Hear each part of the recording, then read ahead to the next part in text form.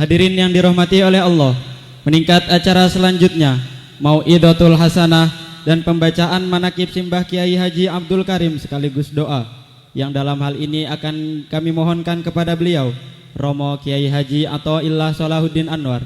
Kepada beliau Romo Kiai Haji Athaillah Salahuddin Anwar, waktu dan tempat sepenuhnya kami haturkan. Assalamualaikum warahmatullahi wabarakatuh.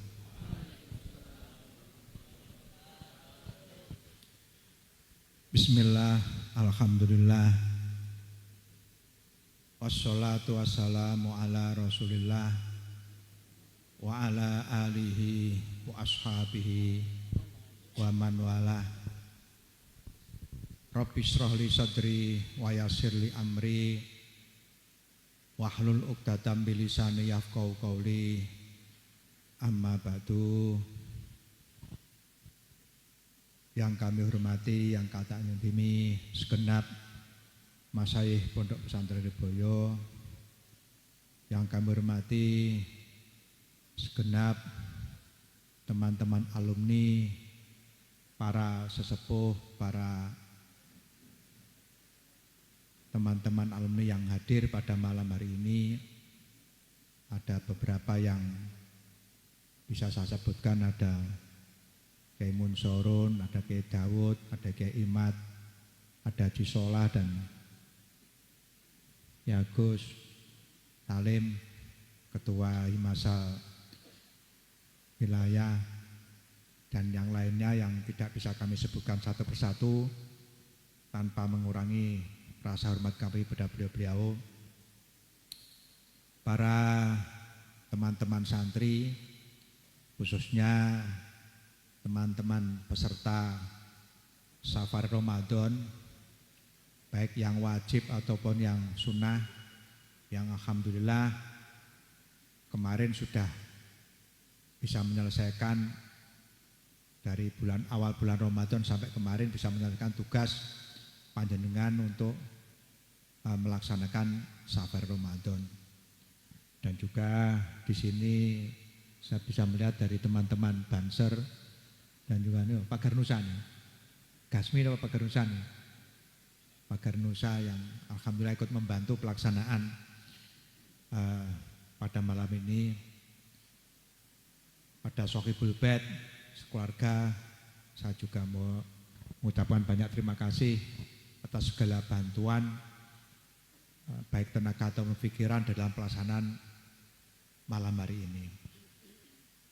Para teman-teman, para alumni dan juga teman-teman santri, alhamdulillah pelaksanaan panjenengan di dalam mengemban tugas Safar Ramadan, baik yang wajib atau sunnah, ini sangat-sangat membahagiakan keluarga besar Pondok Pesantren Lirboyo. Karena memang ini yang diharapkan dari Pondok Pesantren Lirboyo. Pertama begini, jadi perlu dipahami bahwa panjenengan diwajibkan untuk Safar Ramadan itu nyuwun sewu, bukan kok menganggap bahwa sama sudah mampu, bukan. Tapi ini sebagai ajang muhasabah bagi panjenengan agar panjenengan tahu bahwa ternyata Saman selama belajar di Pondok Pesantren itu masih banyak kekurangan, sehingga Saman nanti bisa lebih menyempurnakan kekurangan Saman selama Saman masih ada di Pondok Pesantren Lirboyo. Begitu Saman ikut Safari Ramadan begini kan, Saman akan tahu ternyata problem yang ada di tengah-tengah masyarakat. Tugas Saman nanti setelah Saman kembali ke masyarakat itu begitu sangat berat sekali, dan itu membutuhkan bekal yang tidak sedikit. Makanya begitu Saman tahu bahwa ternyata untuk terjun di tengah masyarakat itu membutuhkan bekal ilmu yang banyak, maka Saman masih punya kesempatan di Pondok Pesantren Lirboyo untuk bisa mencari bekal yang sebanyak-banyaknya. Itu termasuk tujuannya, termasuk itu. Karena memang ya nyuwun sewu, paling berat karena di tengah masa itu begini. Saya sering sampaikan kepada teman-teman yang di tengah-tengah masa itu, kita tidak bisa kalau mungkin di pondok tidak ada masalah.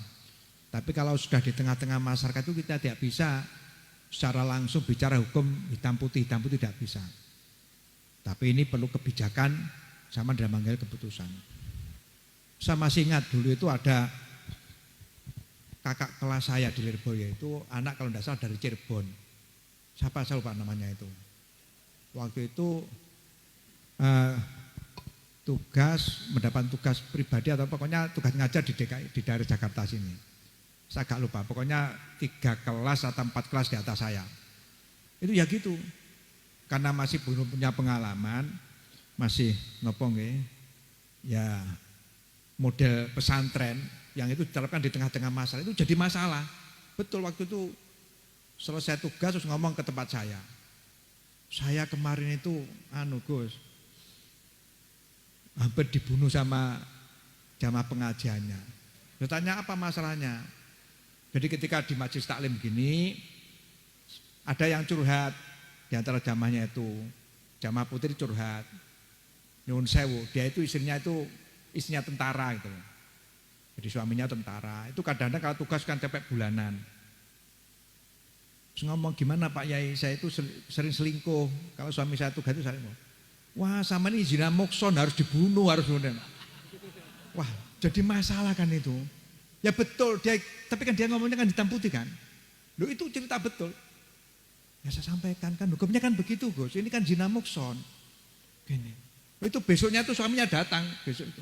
Karena ngomong sama suaminya, Pak saya kemarin di pengajian itu katanya Ustadz saya ini harus mati, harus gini-gini karena zina mukson. Itu langsung suaminya datang bawa pistol, langsung di sini.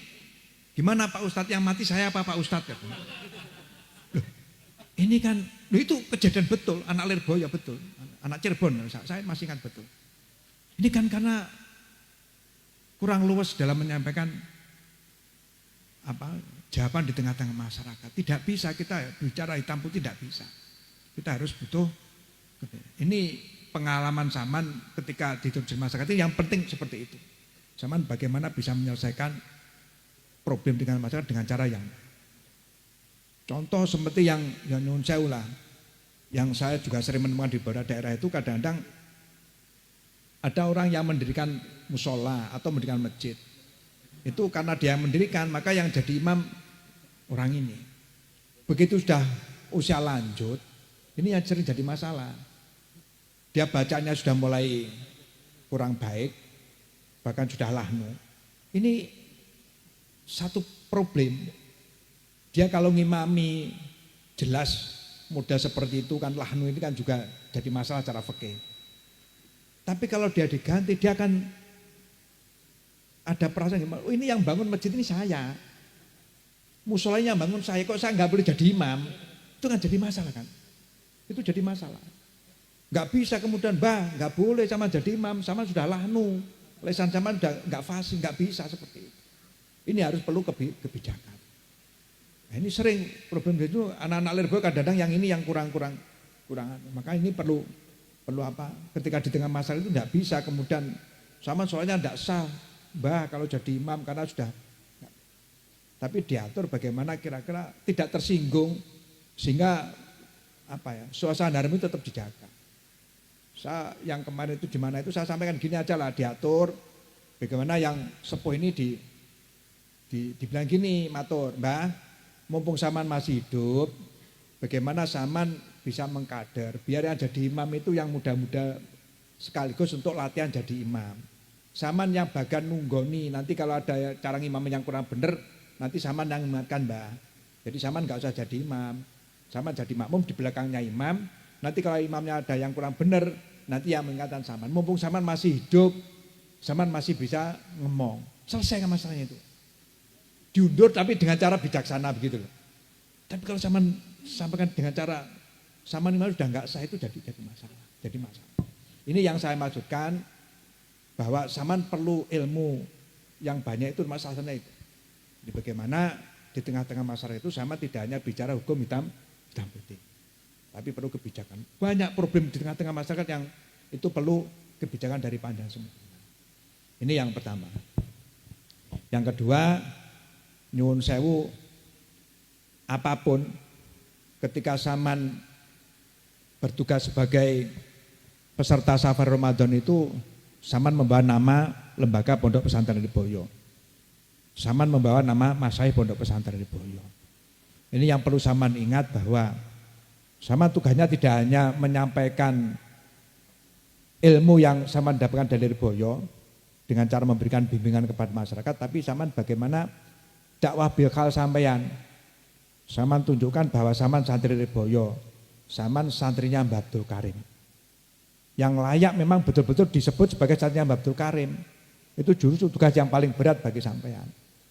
Jangan sampai orang punya penilaian yang kurang baik, ini gimana santri Lirboyo kok ya perilakunya seperti ini. Ini yang perlu sampean jaga, dan itu yang tugas yang justru yang berat di sana. Ya. Bagaimana sampean bisa membawa nama baik alma mater, sampean bisa membawa nama baik Masyayikh, karena tidak bisa lepas dari situ. Apapun. Orang menilai mesti ini santri Lirboyo, santrinya Mbah Abdul Karim, santrinya Mbah Marzuki, santrinya Mbah Makrus. Ini yang perlu menjadi kira-kira layak tidak, pantas enggak saya menjadi santrinya Mbah Abdul, memantaskan diri untuk menjadi santrinya Mbah Abdul Karim, itu justru malah yang menurut saya tugas yang paling berat. Sehingga nanti efektif, dakwah sampean efektif. Karena di beberapa daerah itu, makanya saya sampaikan termasuk salah satu indikator keberhasilan sampean di dalam safari itu nanti di daerah yang sampean safari Ramadan itu nanti di bulan Syawal banyak yang ke Lirboyo enggak. Salah satu, bukan semuanya ya, salah satu indikasinya keberhasilan seperti itu. Karena di beberapa daerah itu ya sempat ada yang ngomong ke saya, Pak, saya pengen anak saya itu nanti bisa gimana caranya bisa seperti anak-anak yang ikut safari Ramadan itu. Saya tertarik, anak saya pengen nanti bisa seperti anak-anak Lirboyo yang ikut safari Ramadan. Monggo, ya kalau pengen seperti itu ya berarti dititipkan di Lirboyo, biar dididik di Lirboyo nanti bisa seperti itu. Tapi ya juga butuh waktu, tidak bisa setahun 2 tahun ya, butuh waktu panjang, kadang-kadang butuh waktu 15 tahun, butuh 20 tahun. Anak-anak ini juga mondoknya juga lama di Lirboyo, saya bilang begitu. Tidak bisa 1-2 tahun, nggak bisa. Wah kok kayaknya terlalu lama, Pak. Ya kalau sampean pengen cepet ya anak-anak itu sama ambil menantu cepet itu. Gratis sampean nggak usah biaya, kan enak kan. Nah mintanya yang cepet, ya itu tinggal yang ikut safari Ramadan itu diambil menantu kan selesai kan. Enak. Ini promosi yang ikut safari Ramadan biar cepet laku gitu loh. Nah kan sama sendiri kan belajarnya di Lirboyo kan juga lama gitu loh. Bisa seperti ini kan juga butuh waktu lama di Lirboyo. Maunya itu enggak yang instan gitu loh. Yang instan ya repot kan. Ini yang paling penting itu. Jadi alhamdulillah ini respon di tengah-tengah masyarakat yang banyak seperti itu. Jadi ada ketertarikan, makanya yang paling penting juga itu. Jadi tidak hanya transfer keilmuan di tengah-tengah masyarakat, tapi bagaimana sampean bisa menunjukkan khaliyah akhlak sampean di tengah-tengah masyarakat sehingga mereka tertarik. Itu dakwah bilkal sampean, Meskipun sampean tidak mengajak, tapi karena tertarik dengan perilaku sampean sehingga banyak wali santri yang menitipkan anaknya di Lirboyo, sampean dapat pahala dari perilaku sampean yang baik itu. Ini yang paling penting. Para bapak-bapak, para teman-teman sekalian yang hormati, dan yang paling penting lagi bahwa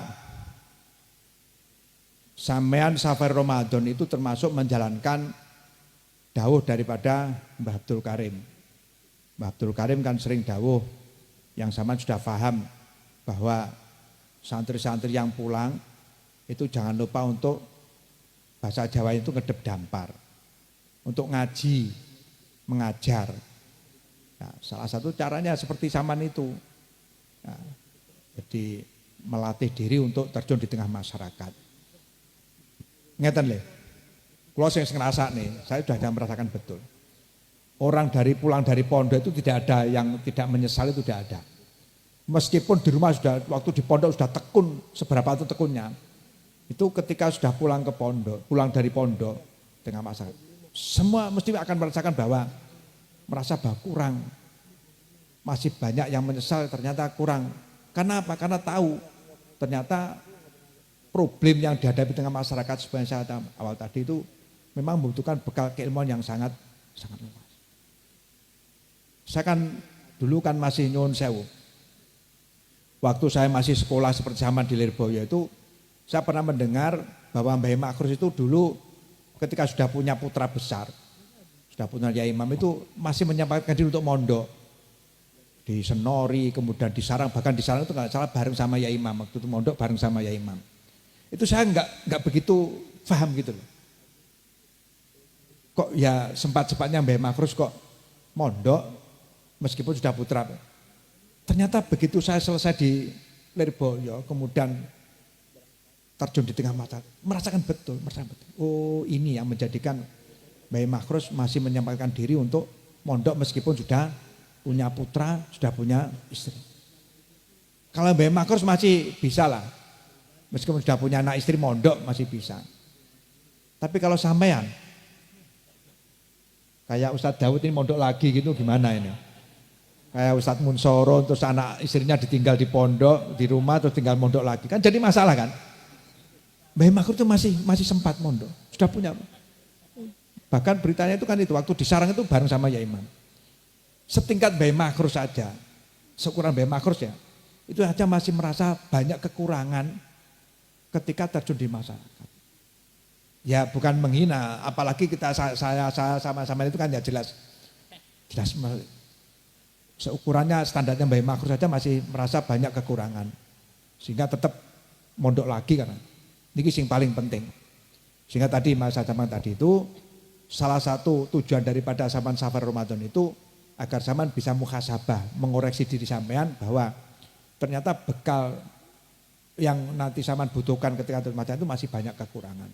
Sehingga zaman masih punya kesempatan untuk memperbaiki diri ketika kembali ke pondok pesantren. Terutama ini yang masih sunnah-sunnah itu kan nanti bisa mempercayai diri dengan baik sehingga nanti ketika panjenengan Safar Ramadan sudah wajib, zaman sudah siap secara total. Ini penting damel niku. Para bapak, para teman sekalian yang hormati, dan yang paling penting lagi, monggo dukungan daripada teman-teman alumni gitu. Meskipun mungkin tidak di struktur kepengurusan Himasal ataupun LIM. Ini saya sering mengingatkan bahwa ini perlu dukungan dari panjenengan semuanya. Paling penak cara menggah kula diniati ngeten mawon. Jadi agar Saman punya semangat untuk ikut membantu teman-teman. Saman ketika ikut membantu teman-teman yang terutama yang mungkin yang sedang Safar Ramadan ataupun yang enak, itu niat ngopeni santrinya Mbah Abdul Karim. Anak-anak ini kan santrinya Mbah Abdul Karim semuanya. Saman ya juga sama, Saman juga santrinya Mbah Abdul Karim. Paling tidak kalau Saman ikut membantu, nah, bagaimana kegiatan santrinya Mbah Abdul Karim bisa berjalan dengan lancar, Saman bantu itu yang diharapkan kan barokah dari Mbah Abdul Karim. Sama jangan hanya melihat teman santri-santri ini, tapi sama melihat bahwa teman-teman ini adalah santrinya Mbah Abdul Karim. Dengan dorongan seperti itu, sama punya semangat yang kuat untuk membantu teman-teman yang sedang melaksanakan tugas. Salah satunya adalah Safar Ramadan ini. Ini penting, termotivasi bagi Saman semuanya. Jenengan eling-eling nek iki santri Mbah Abdul Karim niat bantu santri Mbah Abdul Karim. Meskipun ya sama sendiri juga santri Mbah Abdul Karim gitu loh. Dan saya ngomong begitu ada loh, saya kan juga santri Mbah Abdul Karim ya paham zaman. Tapi kan zaman juga ikut membantu bagaimana santri Mbah Abdul Karim bisa. Ini yang paling pokok termasuk di situ itu. Para bapak, para teman-teman sekalian yang hormati, yang selanjutnya gitu, perlu saya sampaikan bahwa teman-teman terutama ini yang sudah terjun di masyarakat, yang sudah nopong, yang sudah kembali ke tengah-tengah masyarakat ini, monggo. Sering saya sampaikan bahwa agar Saman tetap diakui sebagai santrinya Mbah Abdul Karim, Saman harus ikut dawuh Mbah Abdul Karim. ngedep dampar niku. Monggo ngajar itu tidak harus di sekolah-sekolah yang formal, tidak. Saman justru yang paling penting menurut saya itu justru malah saman bagaimana mengajari anak-anak kecil untuk saman ajar tentang hal yang fardu ain. Anak-anak yang sebelum balik yang masih kecil itu saman ajar bagaimana cara istinja yang benar, bagaimana cara toharo yang benar, dan cara wudhu yang benar, soalnya benar. Itu sudah sangat besar sekali pahala panjenengan semuanya. Jangan sampai nopo nggih. Ada kadang-kadang wah saya ini di Lirboyo sudah lulus MA2 marhalah saniyah, masa suruh ngajar anak kecil-kecil. Ada yang kadang-kadang punya seperti itu. Kalau enggak punya majelis taklim yang orang sepuh-sepuh itu enggak. Gini loh hitungannya, gini loh. Logikanya begini. Ya. Kalau saman ngopain anak-anak kecil, mulai dari umur 10 tahun, 8 tahun Pak Ma, sama ajar tentang bagaimana cara istinja yang benar, bagaimana cara wudhu yang benar sehingga wudhunya ini sah, bagaimana cara yang benar sehingga sholatnya ini sah. Jariah sampean kalau ini kemudian ilmunya diamalkan, dia sholatnya itu karena saman ajari, dia wudhunya benar itu karena saman yang ajar. Itu kalau kemudian diamalkan dari mulai umur 10, kalau orang ini sampai umur 70 paling tidak kan saman jarahnya kan 60 tahun. Karena dari umur 10 saman yang ngajari sampai umur 70. Berarti yang 60 itu kan jariah saman dapat pahala itu. Ini hitung-hitungannya begitu, ngajar anak kecil. Tapi kalau saman majlis yang sepuh-sepuh, saman ngajari paling-paling 5 tahun meninggal. Selesai kan, jariah saman habis kan. Jadi ini yang jadi anunya itu kalkulasinya. Ya monggo lah saman ngajar yang sepuh majlis tadi monggo. Tapi jangan kemudian saman gengsi kalau ngajar anak-anak kecil. Karena itu katanya justru malah jariah saman di situ itu, jariah saman di situ itu. Yang benar karena problem di tengah masyarakat sekarang itu sangat kompleks seperti itu. Ya, terkait dengan yang fardu ain. Setelah fardu ainnya selesai monggo lah. Mau ini nanti diarahkan jadi apapun monggo lah. Yang penting yang enggak bisa ditawarin adalah kewajiban zaman mengajar di tengah masyarakat terkait dengan hal yang fardu ain. Itu kewajiban sampean sebagai delegasi dari bangsa santri Lirboyo, baik yang sudah pulang ataupun yang belum pulang. Itu gak zaman seperti itu. Iki sing mergo ngoten niku, saya menemukan ada beberapa teman santri yang seperti itu. Maunya itu ya pengennya bikin majelis taklim yang ya seperti itulah. Yang kalau enggak punya majelis itu kayak enggak bergengsi. Monggo saya enggak. Tapi yang kecil ini juga harus ada yang ngopeni, yang merawat. Kalau enggak ya bagaimana nanti akan ibadah yang benar dan karena pengalaman saya ketika saya coba minta penjelasan dari teman-teman mungkin hampir sama dengan sini lah. Ketika ada safari Ramadan yang di Lirboyo sekitar pondok itu, ada yang di SMK, ada yang di SMA, ada yang di Alia. Itu saya tanya gimana anunya hasil dari, yaitu yang banyak ketika anak-anak ini disuruh praktek wudhu, padahal jelas-jelas sudah aliyah. Kalau kita hitung kan berarti balik sudah beberapa tahun kan. Sudah sekitar katanya sekitar umur 18 sampai 19 tahun, 18. Itu rata-rata disuruh praktek wudhunya itu belum benar. Belum benar. Sholatnya juga begitu. Padahal dia sudah balik bertahun-tahun. Bagaimana dengan ibadahnya yang selama ini ketika sudah balik? Itu problem di tengah-tengah masyarakat. Karena terus masalahnya di mana? Ya repotnya nyuwun sewu. Dia di sekolah, dia hanya dapat materi pembelajaran agama itu cuma 1 minggu itu 1 kali apa berapa itu. Sangat minim sekali. Ketika di rumah, karena di lingkungan kota, tidak ikut pengajian. Kalau yang di desa-desa mungkin masih ada lah yang ikut pengajian di musola, di masjid. Kalau yang di kota, karena hidupnya cenderung individual, ya udah. Kalau sudah selesai di sekolah ya tidak ada kegiatan keagamaan yang lain. Sehingga enggak dapat pendidikan agama sama sekali tidak ada. Karena di sekolah umum juga sangat minim sekali. Sehingga sampai umur 18 tahun, 19 tahun memang cara wudhunya enggak benar, hanya ini monggo, ini kewajiban kita semuanya. Kalau kita semuanya terjun semuanya insya Allah lah jenenge masyarakat yang tertarik dengan baik. Yang penting sama ada kepedulian gitu loh. Panjenengan sudah mengatakan masyarakat ada kepedulian seperti itu. Kon iki melas mboten sing sama sing pondok sing ngopeni terus Niki sing paling penting. Dan yang masih di pondok niki nyuwun sewu. Saman menjadi harapan masyarakat betul. Saman ditunggu gitu. Saman ditunggu hasil belajar saman di pondok pesantren. Kalau samannya dari pesantren nggak bisa diharapkan ya kiamat gitu. Kan nggak mungkin yang diharapkan anak-anak tamatan SMK, anak-anak tamatan napa jenenge SMA yang diharapkan bisa memberikan pembimbingan masyarakat kan ya zaman dari pondok itu. Makanya jangan sampai dikecewakan harapan masyarakat itu, sampean betul-betul napa nggih kulaan ilmu di Lirboyo semaksimal mungkin. Sehingga nanti ini bekal untuk sampean ngopeni sakne ngoten nggih. Sing diarep-arep sampean ternyata sampean zong nggak bisa diharapkan. Terus siapa lagi yang diharapkan? Kan nggak mungkin gitu. Anak-anak yang tamat dari sekolah formal nggak mungkin ya sama itu. Hanya niki napa jenenge. Dan yang penting ngeten nyuwun sewu. Ada beberapa napa nggih teman niku ngeten. Nggih tapi nggih jenenge nasib mboten anu nggih. Jadi ketika ada anak yang di luar Jawa, ada yang dari Kalimantan, itu ketika mondok kemudian dapat jodoh di sekitar Lirboyo, itu nggak mau balik ke kampung. Saya sering tegur, Saman itu ditunggu masyarakat Saman di Sumatera, Saman ditunggu Saman di Kalimantan, kok malah nggak pulang? Enak di sini Gus kata, loh, iya. Ini yang sangat Lirboyo nggak mengerti itu. Tapi bagaimana Saman bisa kembali lagi kemana? Kan diharapkan ditunggu masyarakat. Jadi jangan kemudian dapat istri sekitar Kediri itu kemudian nempat di Kediri, istrinya diajak ke Kalimantan, istrinya diajak ke Sumatera. Karena di sana ditunggu.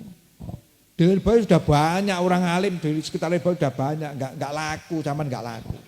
Enggak laku. Ketutupan Saman. Ya memang nyuwun sewu lah. Saya sering tanya anak-anak Lirboyo, teman-teman Lirboyo yang alumni itu yang di Sumatera atau di Kalimantan memang ya butuh waktu, tidak instan. Yang berhasil, yang sudah sukses itu rata-rata memang perjuangan itu membutuhkan waktu sekitar 10 sampai 20 tahun. Saya bisa begini nih Gus, saya butuh waktu sampai 20 tahun, ada yang 15 tahun, ada 10 tahun. Berbeda-beda nasibnya sesuai dengan amal ibadahnya masing-masing lah. Ya. Tapi itu saya melihat ada kepuasan begitu. Dari mereka itu ada kepuasan, karena ini memang perjuangan dari bawah, yang dimulai dari bawah sehingga berhasil seperti itu ada kepuasan. Ini yang paling penting. Dan itu nyuwun sewu. Yang paling ditakuti oleh orang-orang di luar Islam itu. Jadi bagaimana santri Lirboyo ini menyebar ke daerah mendirikan pesantren itu yang paling ditakuti. Kalau ngeluput dari satu daerah di sekitar Kediri aja mudah dilokalisir lah. Tapi kalau ini alumni dari Lirboyo itu nyebar, ini justru malah yang dikhawatirkan dari kelompok di luar Islam itu seperti itu. Karena akan bikin komunitas ini kan nanti juga akan kuat. Makanya monggo sampean sebisa mungkin napa nggih? Secara napa nggih? Saya tuh pengen sing cara mental itu kuat ngoten lho. Saya tuh kadang nyuwun sewu. Saya sama Gus Qadir itu pernah diskusi panjang lebar. Gus Qadir almarhum itu diskusi panjang lebar terkait bagaimana membentuk mental anak-anak ini, termasuk yang ditugaskan di beberapa daerah itu bisa sekuat nyuwun sewu. Orang-orang Nasrani, orang-orang orientalis orangnya itu nyuwun sewu.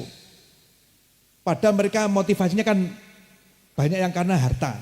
Itu kuatnya kan enggak karuan. Kita lihat yang di Irian Jaya, yang di daerah Papua. Itu sampai mereka orang-orang itu rela dinikah sama ketua sukunya. Demi perjuangan. Padahal mereka kan dari Amerika, dari Australia. Rela dinikah ketua sukunya di Iran. Padahal sama melihat ketua sukunya kan modelnya seperti itu kan. Loh, demi perjuangannya itu misinya berhasil itu sampai rela. Saman nggak usah disuruh nikah sama ketua suku, nggak usah. Saman coba berusaha berjuang di tengah-tengah masyarakat yang kompleksitas mungkin tidak seberat yang di Irian Jaya. Itu kadang-kadang kan mentalnya kan sudah jatuh. Sering kita mengeluhkan gitu loh. Anak ditugaskan di agak berat itu sudah yang nggak kerasa macam-macam. Padahal saya melihat problemnya belum seberapa dibandingkan ini loh monggo. Saman jelas, gitu, jelas kalau saman berjuang lillahi ta'ala kan jelas, pahalanya jelas. Motivasinya jelas zaman akhirat. Itu yang motivasi seperti itu aja, rela seperti itu. Ini yang saya dulu lama gimana sama Mak Diko, bagaimana membentuk mental anak-anak ini betul-betul militan betul gitu loh. Sehingga ditugaskan dimanapun itu siap dengan segala.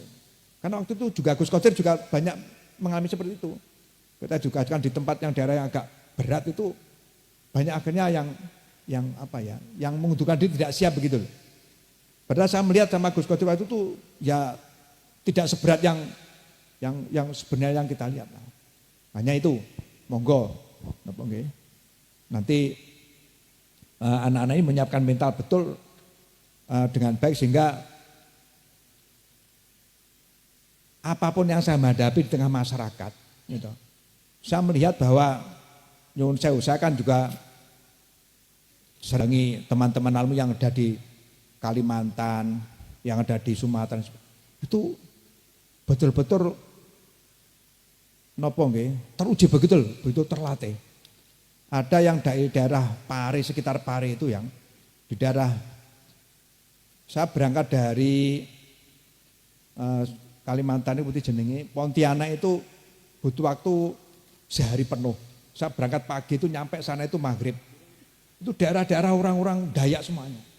Alhamdulillah di sana itu punya pesantren yang ya lumayan.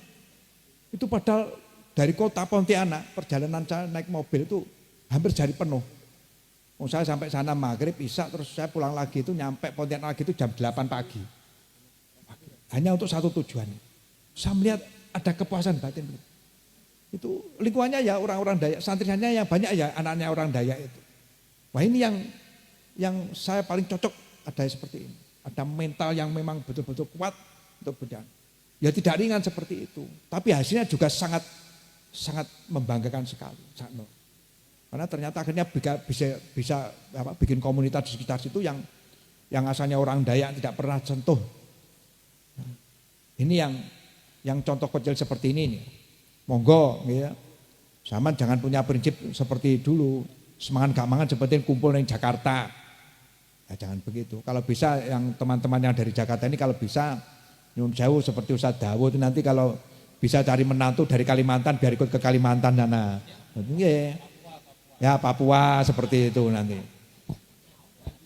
Saya masih ingat, saya dulu waktu masih sekolah itu sering sama Buya Bahasa itu sering dianu. Aku seneng nek anakku nek sing yang Sumatera apa nek sing yang luar Jawa kono. Aku seneng. Saya sering ditanamkan kepikiran saya bahwa saya tidak harus di Lirboyo itu tertanam betul. Waktu saya masih sekolah itu sering. Buya itu dawuh ke saya itu. Aku seneng nek anakku nek sing yang apa ning Kalimantan apa ning yang itu mewakili dari keluarga Lirboyo bisa berjuang di. Itu sering sampaikan ke saya. Jadi waktu itu saya juga agak ketir-ketir gitu loh. Wah ini kalau dilesekan betul, saya di Papua kan paling ganteng kan di Papua kalau begitu. Tapi itu betul-betul ditanamkan ke saya, Agar napa nggih, saya waktu itu hanya berani setelah saya paham betul, ini berarti saya memang sudah menyiapkan diri untuk sewaktu-waktu kalau memang napa nggih, saya dikirim ke sana itu secara mental memang sudah siap karena sudah lama didhawuhi sama Buya seperti itu. Sehingga sewaktu-waktu nanti kalau saya memang betul-betul diujikan seperti itu, saya sudah siap secara mental. Karena beliau sering dawuh seperti itu. Niki sing paling penting niku, para bapak, para teman sekalian yang hormati, niki napa jenenge tugas zaman seperti itu.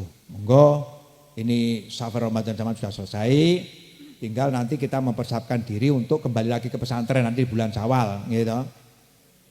Tanggal berapa baliknya? Pinten?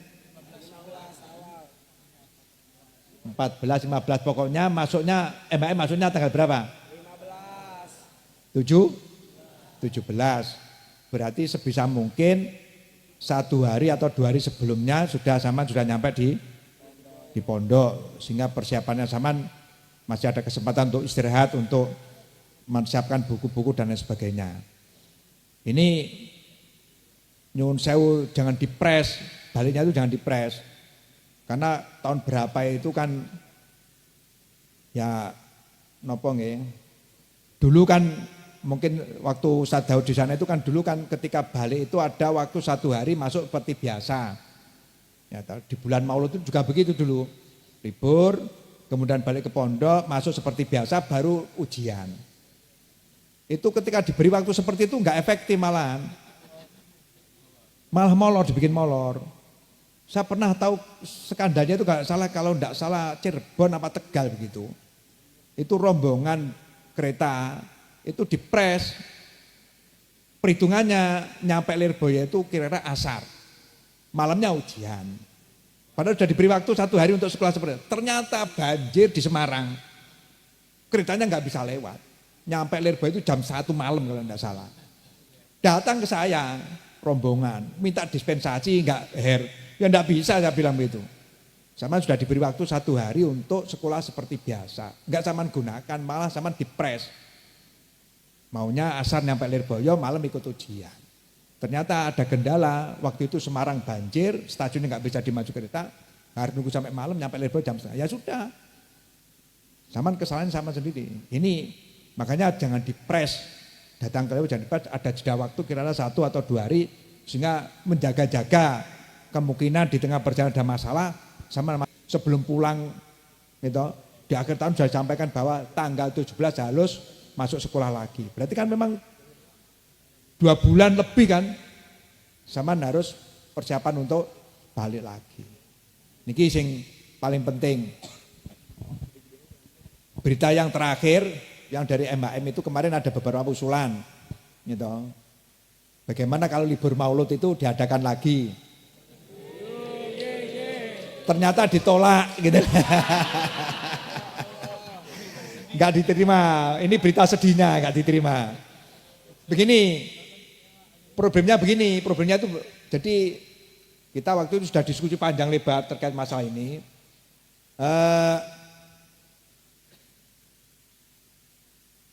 Problemnya itu juga nanti akan pulang lah.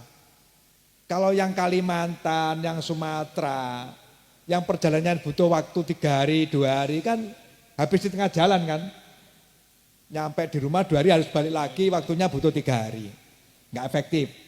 Dan itu juga akan merepotkan teman-teman masal. Kan pemulangan balik lagi kan ini biasanya kan nggak melibatkan teman-teman di masal. Itu yang repot, harus rombongan kanan. Kedua, begini, yang saya pengalaman yang ngurusi Dian itu, ketika COVID itu begitu teman-teman santri masuk di pondok, plek, nggak bisa dengan dunia luar, itu justru malah tingkat boyongnya itu sangat minim sekali. Dievaluasi waktu itu, selama 2 tahun, 3 tahun COVID itu, anak-anak Lirboyo yang boyong itu justru malah minim. Begitu sudah masuk di Lirboyo, nggak bisa interaksi dengan dunia luar itu justru malah tingkat boyongnya malah rendah.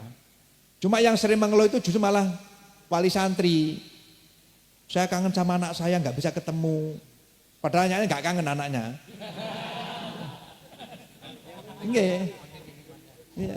Lah yang jadi masalah itu begini. Kemudian itu dievaluasi. Kenapa ketika COVID justru malah minim sekali yang boyong. Ketika tidak ada COVID kok banyak yang boyong. Ternyata begini yang jadi masalah itu. Ketikanya di pondok 1-2 bulan sudah mulai agak kerasan, disambangi sama orang tuanya. Ini biasanya nangis ya tanggal 17, kan hampir 2 bulan lebih kan, 2 bulan lebih. Itu lebih dari cukup kan. Makanya dan itu orang tua justru malah lebih seneng daripada Maulud pulang, lebih baik. Itu saja banyak keluhan di tengah-tengah masyarakat gitu. Ya tidak semuanya nopo nggih. Ketika anaknya di rumah itu tidak semuanya seneng gitu loh. Ya nyuwun sewu ini saya sampaikan ke sampean. Jadi karena ketika libur panjang ini justru banyak yang saya nopo jenenge sering mendapat informasi dari santri itu justru kadang-kadang yang pulang itu jadi masalah gitu loh. Ya, ini makanya sering disampaikan oleh pengasuh liburan supaya diisi dengan itu karena memang pengasuh juga sering mendapatkan keluhan dari teman-teman dari wali santri. Sering disampaikan oleh Mbak Yekafa, oleh Buya, disampaikan bahwa supaya diisi dengan napa jenenge mempersiapkan untuk di bulan Syawal. nyicil tulisan.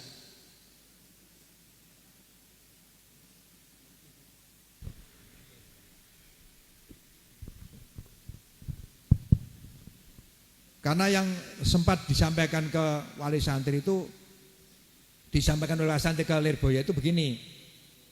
Jadi nopo nggih, ketika liburan itu kayak ada nopo nggih, kayak seperti bahasa saya itu, bahasa kasar itu ada balas dendam gitu loh. Ada baca balas dendam. Setelah di rumah itu tidur, bangun-bangun hilang, main sama temannya, nyampe rumah lagi tidur lagi.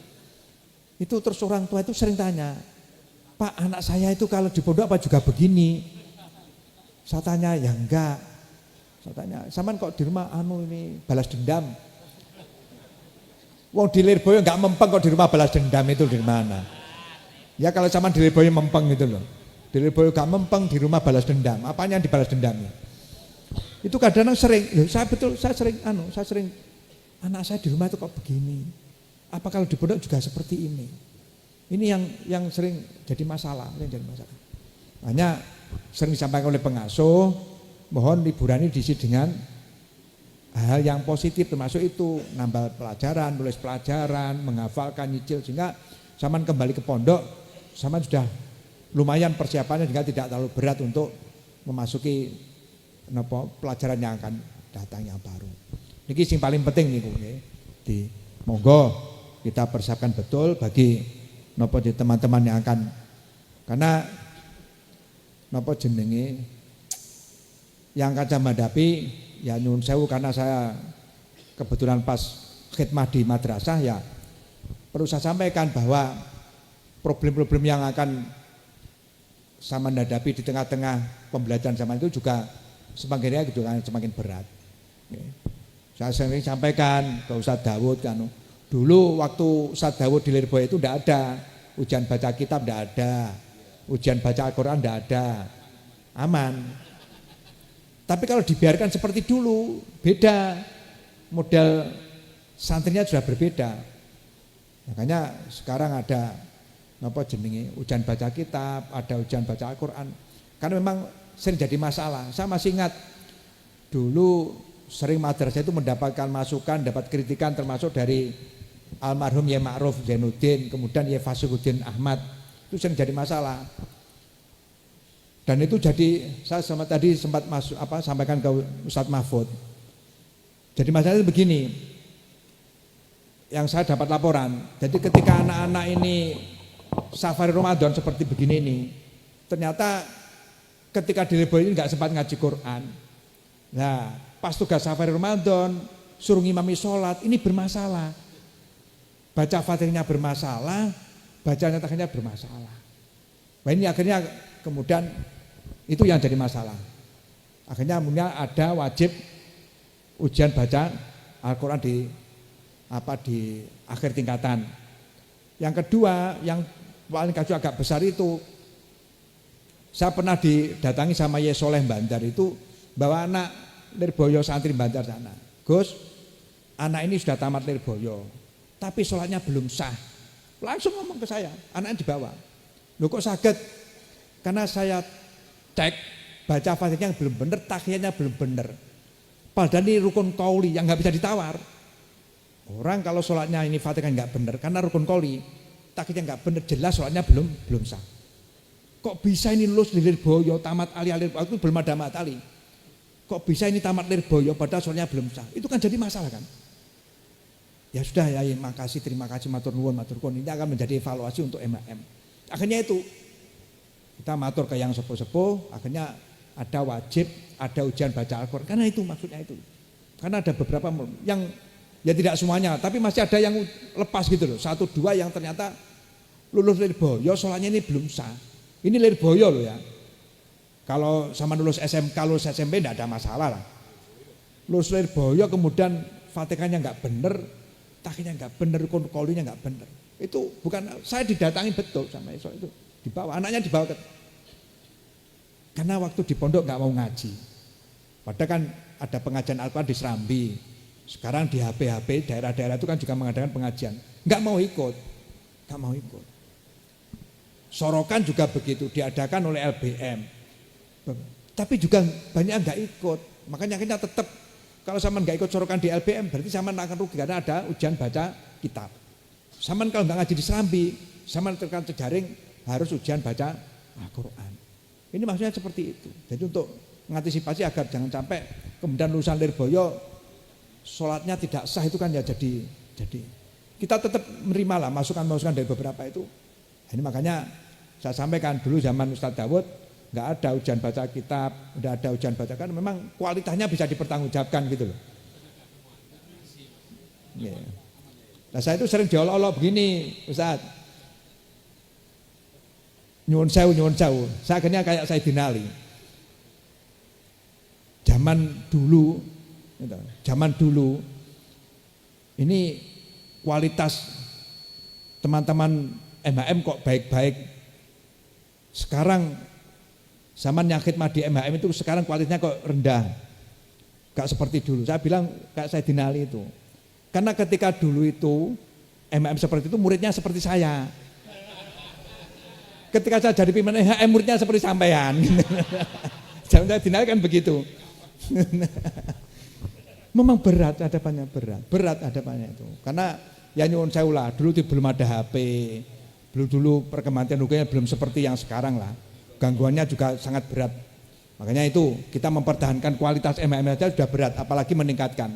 Hanya niki, monggo sekali lagi saya sampaikan bahwa salah satu tujuan daripada Saman ikut Safari Ramadan apakah yang wajib atau sunnah itu biar Saman betul-betul tahu banyak kekurangan dari sampean. Gitu. Yang sebenarnya Saman masih punya kesempatan di pondok untuk memperbaiki diri. Bagaimana nanti Saman tahu kan, paling tidak Saman sudah agak tahu bahwa problem di tengah masyarakat seperti ini.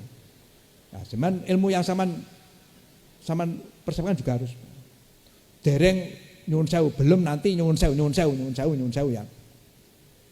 Apapun Saman laki-laki. Gitu. Saman akan berumah tangga. Tanggung jawabnya ketika Saman jadi kepala rumah itu jauh lebih berat. Kalau sampai untuk bekal sendiri aja nggak cukup, apalagi nanti bekal untuk Saman mendidik anak istri sampean. Kok nanti sampai Saman ketika berumah tangga, istri Saman ibadahnya nggak bener, anak Saman ibadah yang dituntut pertama kali sampean sebagai kepala rumah tangga. Makanya Saman harus betul-betul mempersiapkan diri dengan baik, karena Saman akan jadi kepala rumah tangga dan tanggung jawab berat. Nyuwun sewu lah. Kalau saya hitung, kalau hanya untuk cari nafkah, ya berat, tapi masih jauh lebih ringan. Yang paling berat tanggung jawab di sini ini. Saman laki-laki, Saman jadi kepala rumah tangga. Ar-rijalu qawwamun 'alan nisa. Akan beratnya di sini. Apapun, saya nggak bisa menghindar. Kok sampai istri Saman nggak ngerti masalah ibadah, nggak benar ibadahnya, yang itu Saman. Apapun alasannya nggak bisa diterima. Kok sampai anak-anak Saman nggak benar ibadahnya, yang dituntut Saman sebagai kepala. Ini yang justru tanggung jawab yang berat itu di situ itu. Makanya saya sering ketika masih kelas 6 Hidayah Boyong, Saman sudah dapat apa di Lirboyo. Nggak usah mikir yang masalah. Kalau kerja insya Allah Saman mau kerja bisa lah. Nggak terlalu berat. Tapi yang paling berat ini tanggung jawab. Saman sudah terlanjur dilahirkan sebagai seorang laki-laki. Ya sudah tanggung jawabnya seperti itu. Kalau perempuan jauh lebih ringan kan. Karena di bawah tanggung jawab. Tapi karena sudah terlalu jadi laki-laki, tugasnya ya itu. Akan jadi kepala rumah tangga yang itu. Apapun. Nggak bisa. Ini yang perlu jadi pikiran sampean bahwa Saman harus memperkenalkan diri dengan baik. Tugasnya berat. Di tengah masyarakat Saman juga harus begitu. Kemudian di rumah tangga Saman juga harus memperkenalkan diri dengan baik. Jadi mumpung Saman masih ada kesempatan kembali ke pondok untuk memperkenalkan diri dengan baik, maka ini betul-betul harus Saman persiapkan dengan baik. Pun niki mawon yang bisa sampaikan. Ada mohon maaf. Liridho ilah wali syafaat rasul qadha kajana husan ilah muassis Lirboyo, muassis madrasah Idam Mutatin. Wa man anahu mausul Ibrahim Bayi Abdul Karim wa dzurriyyatihi wa azwajihi. Al-Fatihah. A'udzubillahi minasyaitonir rajim. Shiratal ladzina an'amta 'alaihim ghairil maghdubi 'alaihim waladdallin.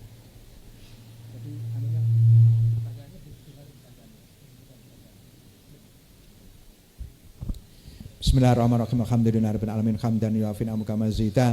Ya Rabbana lakal hamdu kama yanbaghi li jalalika azimi sultanik.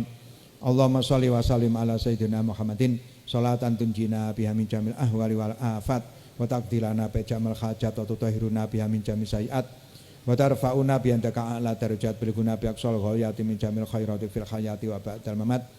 Allahumma taqabbal wa ausil sawaba ma qara'nahu wa ma talawnahu minal fatihati wa suratil ikhlas wal muawwidhatin wa dzalika wa ma sabbahna wa ma halalna wa ma sholana.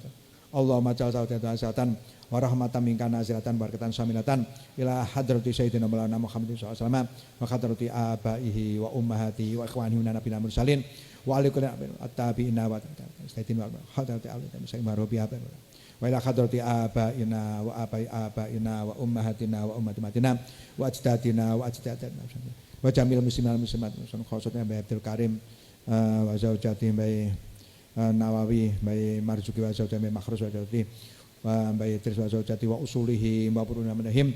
Allahumma ighfir lahum warhamhum warhum. Allahumma ighfir lahum warhamhum warhum. Allahumma ighfir lahum. Allahumma ja'al minan nar wa hijaba minan nar wastir minan nar wa afika minan nar. Allahumma ja'al qabram rawdatan min al-jannah wa la taj'al qabram khufratan min khufarin niran. Allahumma bika sayyidina Muhammad irhamhum wa la tudhum. Allahumma bika sayyidina Muhammad irhamhum wa la tudhum. Ya Allah, Allahumma aftah alaina aftal arifin wa fahhimna fahman nabiyyin wa khifdzal mursalin wa ilhamal malaikatil muqarrabin rahmatan rahimin.